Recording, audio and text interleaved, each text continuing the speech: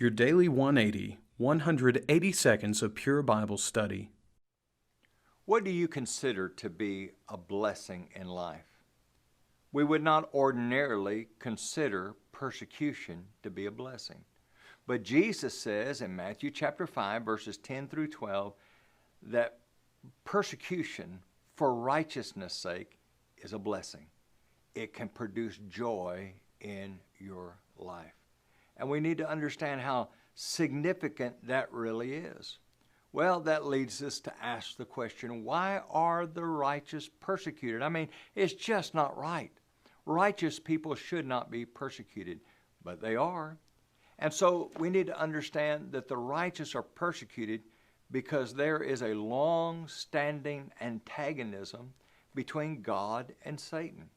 In Genesis chapter 3, verse 15, oftentimes referred to as the first proclamation of the gospel, we find out that there's going to be a long-standing antagonism between the seed of woman, and we know that that's Jesus, Galatians 4 and verse 4, Galatians 3 and verse 16, and the serpent, Satan.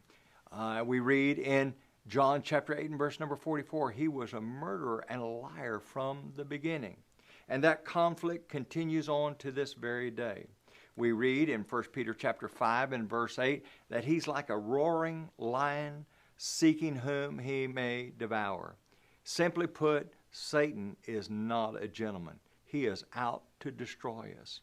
In Revelation chapter 12, verses 7 through 11, there we see the woman who is representative of God's covenant people. And this woman has to flee into the wilderness because of the persecution under the Domitian Empire, which is characterized by being chased by Satan, the dragon, and she runs out into the wilderness. And as there are more offspring, he attacks them too. Why does he do that? Now listen to me closely. Don't take it personal. It's not about you.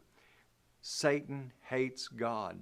And if you are a follower of Jesus Christ, you have a target on your back, and he's coming to get you. Now, if we think to ourselves, no, that's not the case. You know, Christianity is all joy and all happiness. Oh, it's joy and it's happiness, and it is absolutely the best way for a person to possibly live. But it's challenging. And if you get the idea that somewhere along the line it's just not right, it just shouldn't be this hard, no, you don't understand Christianity. The very nature of it is difficult, because that's what we need to help us grow and develop and learn how to love God. Join us again tomorrow for your Daily 180.